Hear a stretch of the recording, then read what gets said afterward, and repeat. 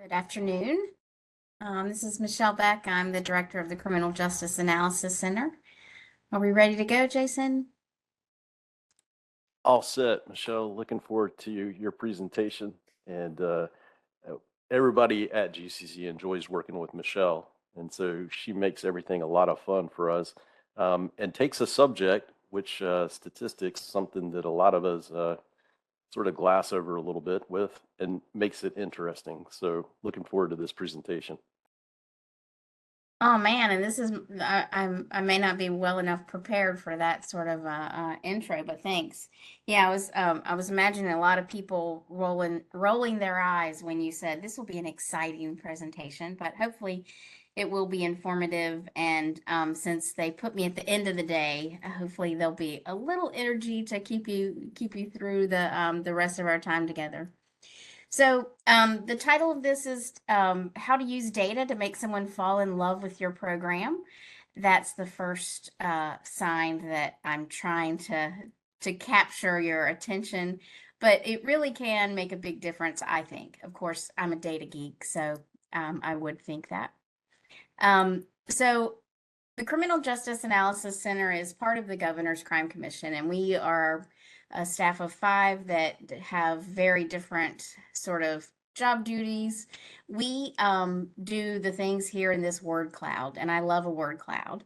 But so we look at data in different types of ways. We try to turn numbers into information by interpreting the different ways that it can be used and showing the purposes for data.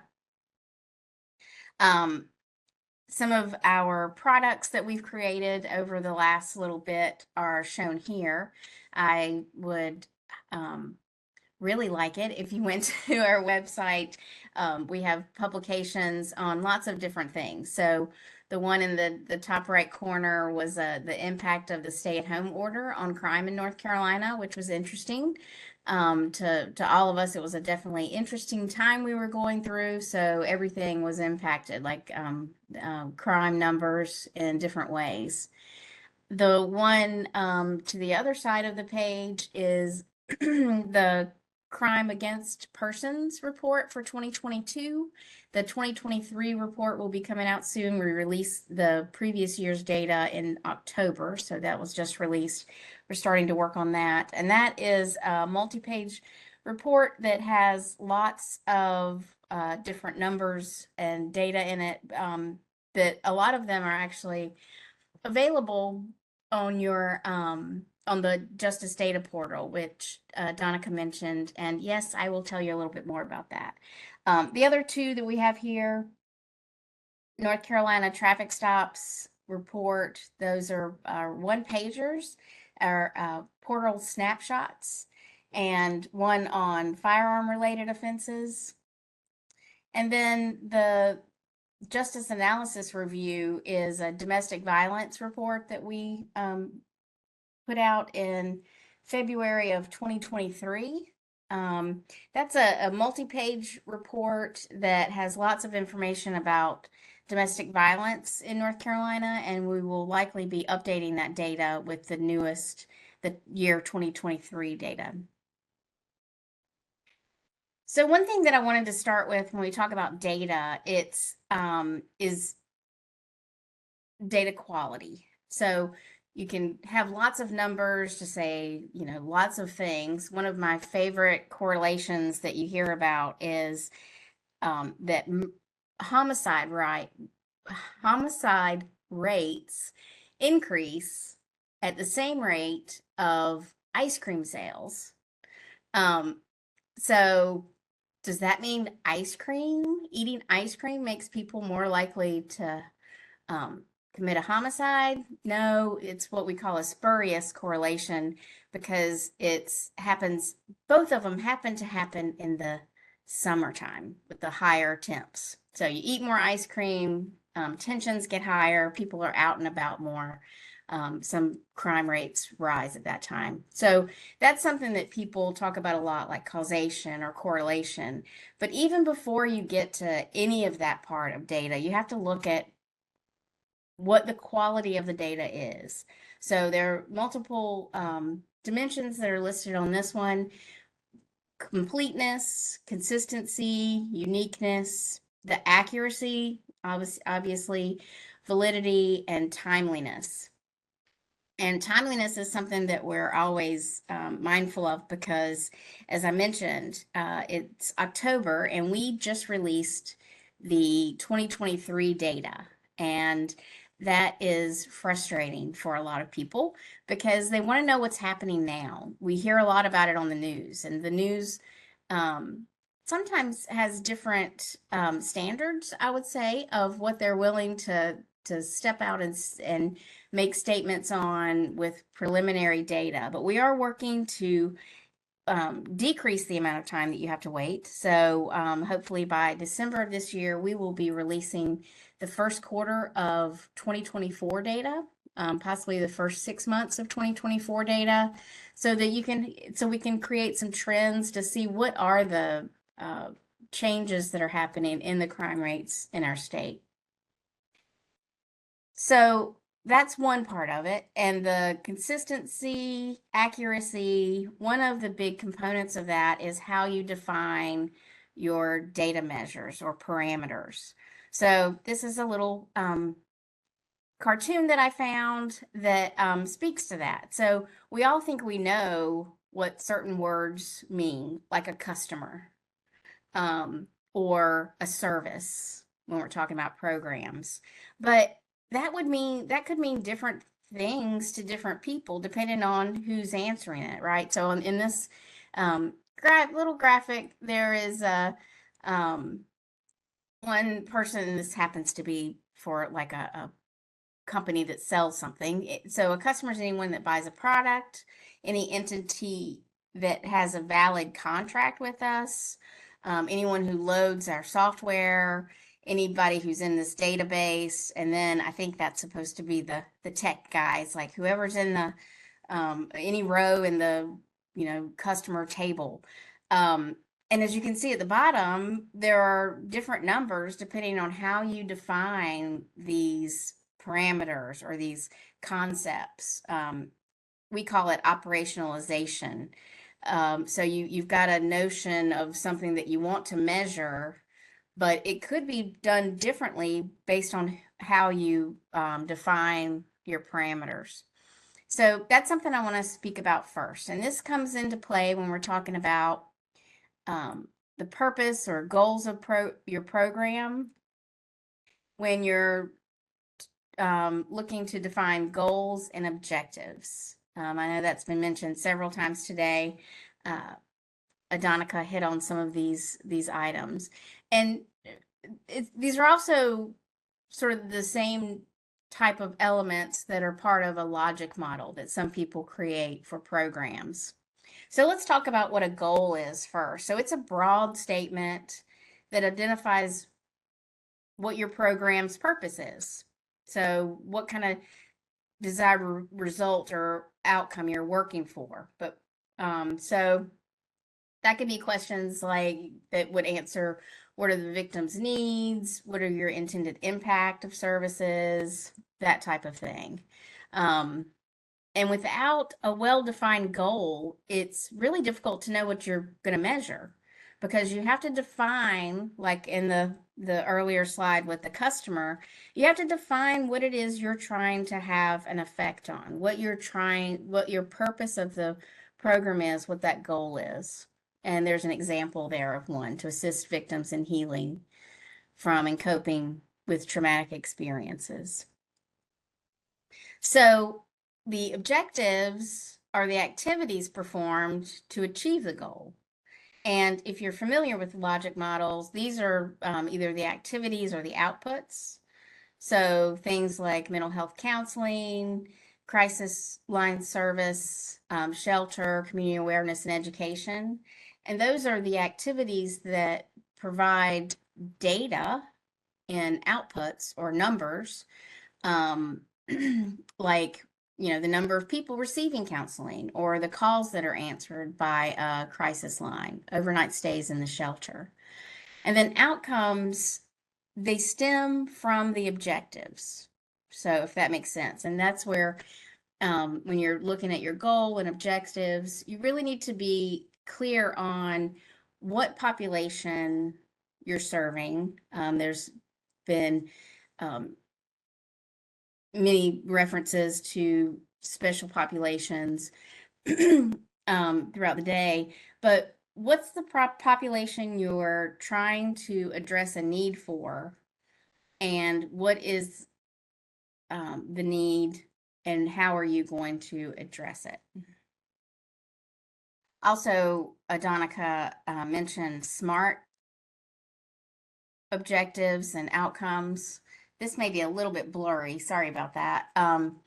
But so yeah, they should be specific, measurable, achievable, relevant, and time framed.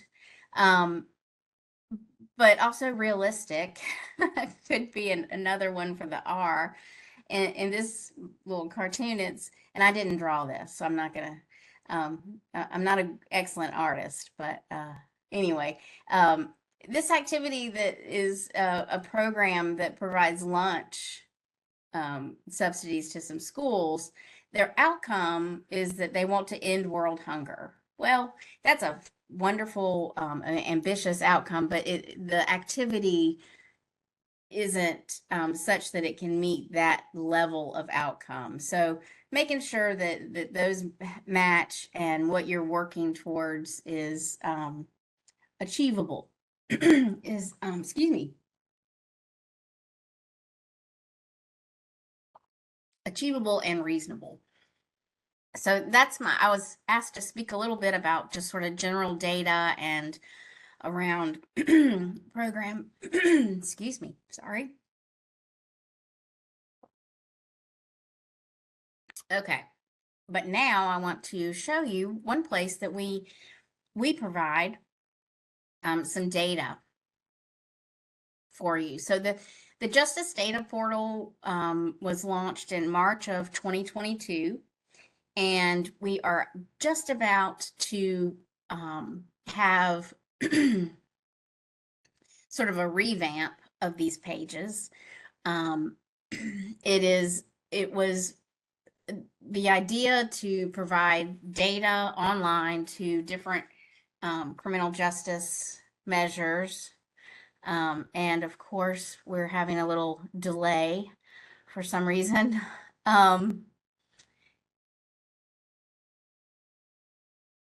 Let's see.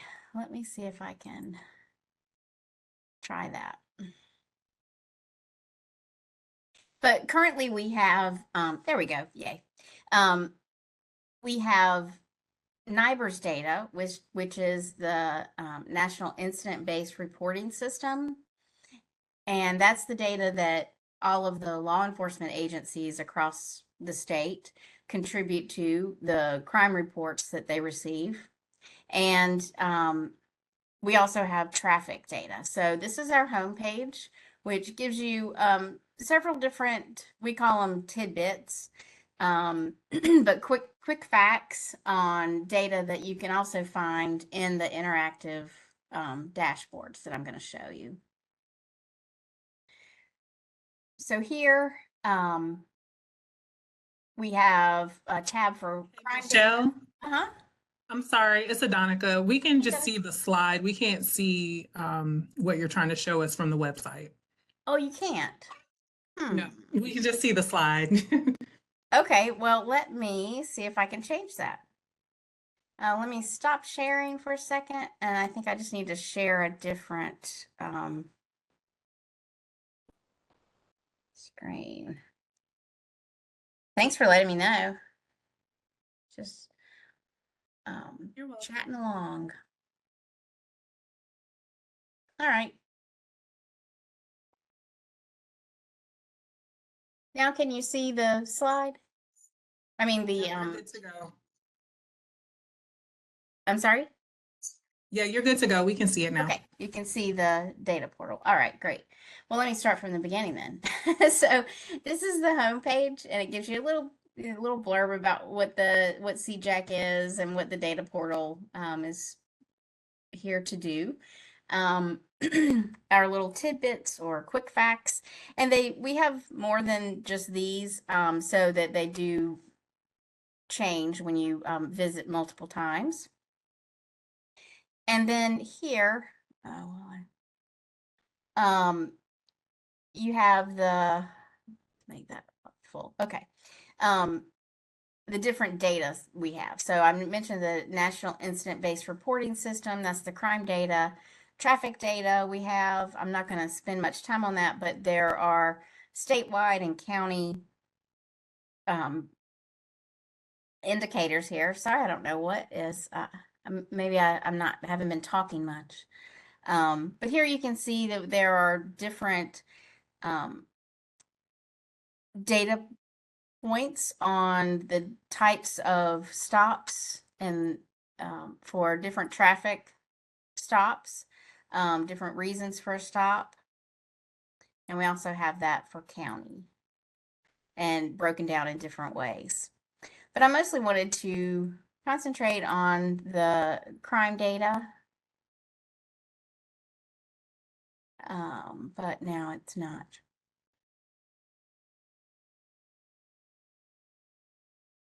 Isn't it just the way when you want to show something off, the computer's acting like a child today. Okay, so the first page that in the Justice Data Portal is the criminal offenses. This gives you an idea of the variation in the rates of crime across the different counties. This is just a general one, but you can, if you hover over a county, so this is Forsyth, their crime rate, which is the number of crimes per 100,000 people. But if you go to the county crime profile page, and I mentioned we're revamping these, and those are they're gonna change. The same information will be here, but it'll be presented a little bit differently. So when you look at the county crime profile, it comes up with Alamance County, since it's in the counties are in alphabetical order, but they're all there, and has a statement about what the total crimes reported for the jurisdiction. So the jurisdictional population is the population that is covered by the agencies that are reporting the crime data to the SBI. So for Alamance County, that's 100% of the law enforcement agencies in Alamance that have a jurisdiction. So things like state parks or hospitals that have, or universities that have police departments, they don't have a jurisdictional population because no one lives per se in a jurisdiction. But for instance, like NC State Police doesn't have a jurisdictional population. Their population would be covered by the Raleigh Police Department. Reporting NIBRs to the SBI is not required by law enforcement agencies in the state. That's why you see that the statewide percent of population covered is 98%.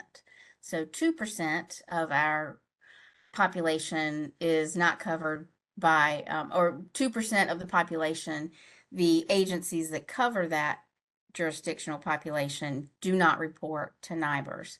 That varies by the different counties you look at. So I will just, not to pick on anyone, but just to show the difference. Choose Lenoir County.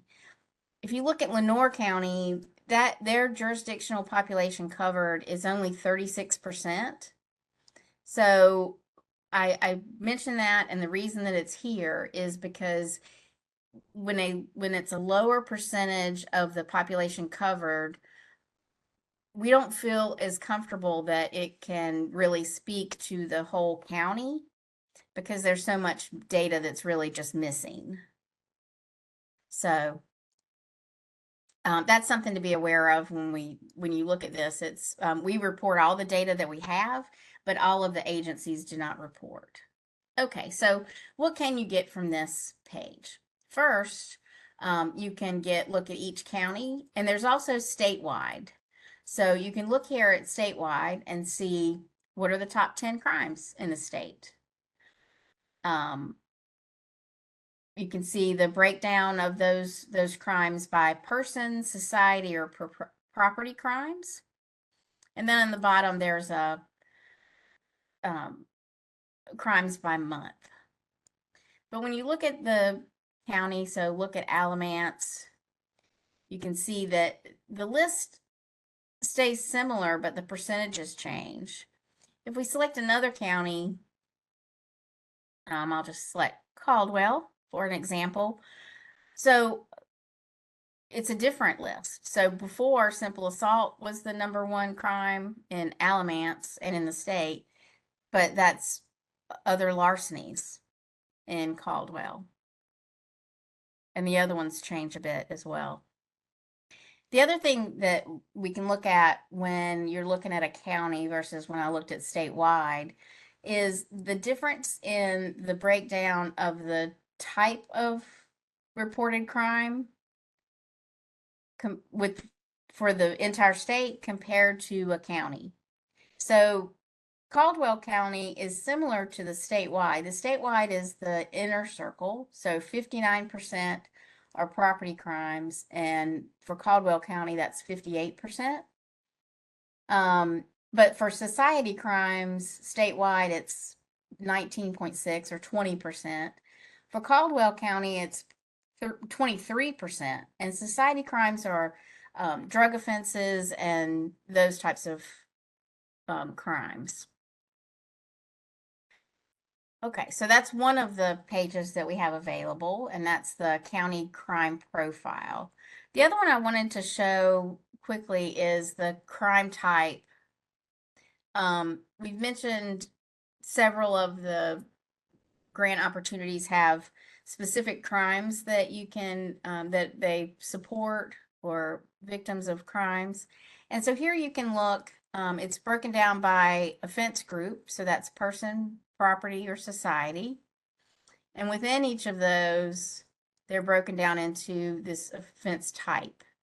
So if you were to look statewide for person offenses, sex offenses, you can see what the numbers are for each year through 2023, the location that the crime was reported, trends over time, and also the counties that have the highest rate for that crime type. One thing I will caution, I went through and pretty pretty detailed about the reporting rate for each of the counties. Mitchell is the highest here, and that is because they have a lower reporting rate. And so I'll show you that quickly. And you can see it's quite a bit different. So if we go up here, Mitchell County, only 15% of their population is covered by report agencies that are reporting to NIBRS. So that in the statewide, when we have lists of counties, we try not to do that very often, but we had a good bit of, I wouldn't say pressure, but a significant request to have this type of indicator on there. So that's just another thing of caution for the numbers. Okay, so then if we go back to the Justice Data Portal, and again, we're making some updates, and the flipping back and forth will change a little bit. The home page, the look of it will change a little bit. We also have information about the reporting agencies where you can go and see, you know, who is it in Mitchell County or whichever counties aren't reporting or who is reporting. We also have reported offender characteristics, victim demographics, and victim offender relationship information. I will quickly show you the victim demographics, because that's something that's been talked about a little bit. So you can see here, and these are of the victims reported. So we have information on 390,677 victims in 2023. And you can get those by different offense groups. The no crime, there's an error there. Justifiable homicide is included there. It's supposed to be removed. But if you look at crimes against a person, there are almost 150,000 victims. And we have the different demographics. So age group, almost 20% of those are under 18.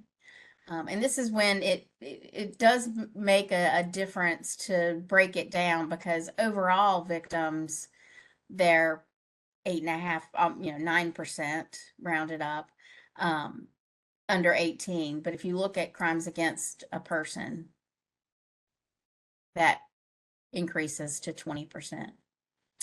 And we have the race, ethnicity, male, female. And then down here, currently the way it is, we have male versus, not versus, but male and female broken out in the different age groups. Here, male is the teal and the purple is female.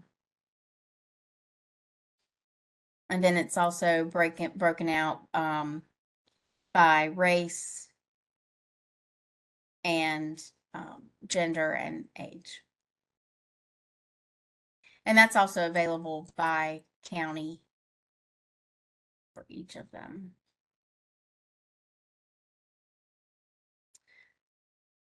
Okay, I just wanted, like I said, I wanted to give you a quick run through of what's there. There's other information, like with the victim offender relationship. I said in the beginning, I love a word cloud, but this will be going away with the revamp. The word cloud is not as helpful here because it doesn't change very much, but we do show the different relationships, the victim offender relationships in different ways. Here we have it by the different offense types. And then down here, by age and relationship. So I'll be happy to answer any questions if there were any.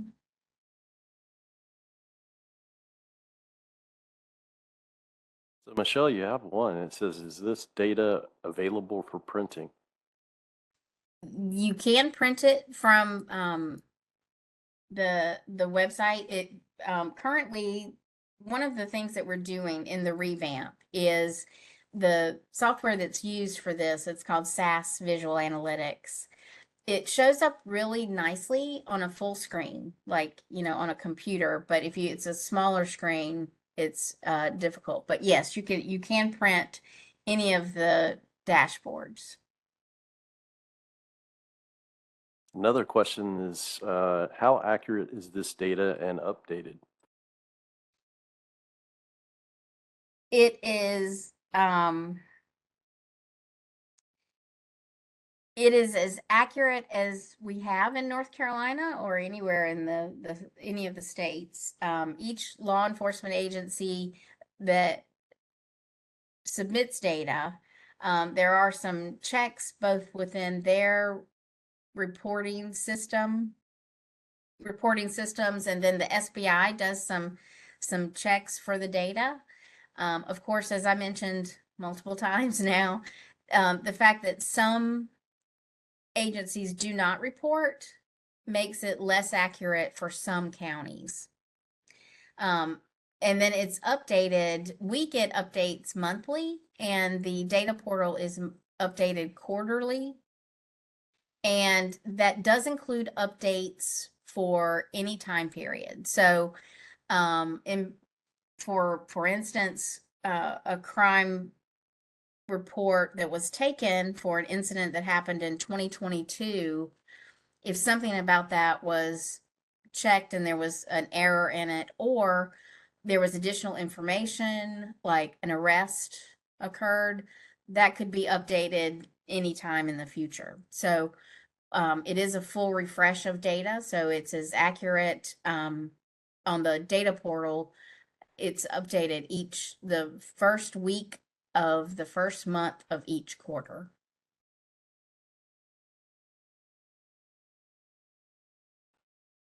Gotcha. Have another question. If agencies aren't reporting to NIBRs, would they be reporting to some other portal? And a follow-up to that, do you have any guidance or information we could provide to agencies not reporting to encourage future reporting? The answer to the first one is no, there is not another system that they're reporting to. So in 2019, North Carolina began reporting to the National Incident-Based Reporting System, which is the FBI system that all states now report to. Prior to that, it was called Uniform Crime Report, and it was a summary of crimes reported. So this is incident based. So it will say on this date, this crime happened at this location, and these are the other factors that we know about, like if there's information about a victim or information reported about an offender. And if there were any circumstances, like if it was a hate crime or if there were firearms involved. Previously, that we would just have this many of these crimes happened in this year or quarter. The reason I mention that is, so if you compare our data to the data that the SBI reports, they take this incident-based data and what they call roll it up to be summary like it was. So there's numbers are a little different. But no, that we either have data, the incident data from agencies or not. In terms of Encouraging encouraging, future, I'm sorry. encouraging future reporting. Yeah, I'm slow to answer that because I want to watch what I say. There um there are different reasons why agencies aren't reporting. So I think it is, I'm a data person, so more data, more contributing the same data, the better, not more data just for data's sake. But um, we do publish it on the page here, the reporting agency page, so that you're aware of who it is that is or isn't reporting. So, and you can sort these by county. And well, we saw that Alamance, 100% of their agencies report. And then here in Anson, there are some that don't report. And this shows you the impact. So once again, not to pick on anyone, but just because I did show the one county, Lenore, that had a lower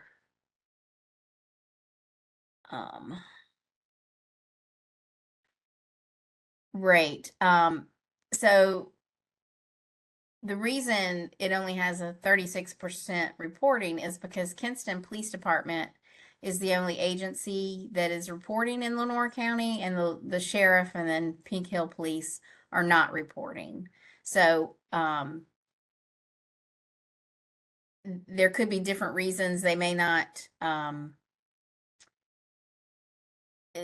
like I said, this is relatively new, and they may not realize that this is available. And so if they were to start reporting to the SBI, that this would be available to everyone in their county for information.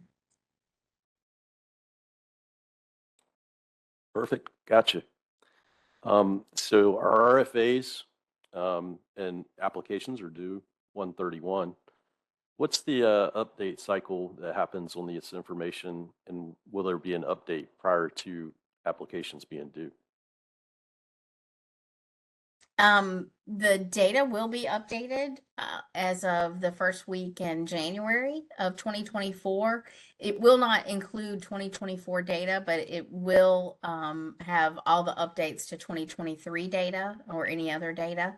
And then we hope in January to have some trend information. That would be a publication that would be posted on the website. So, and it will look a little different. Our Justice Data Portal, starting about the first week in December, maybe the second week in December. The same data is available.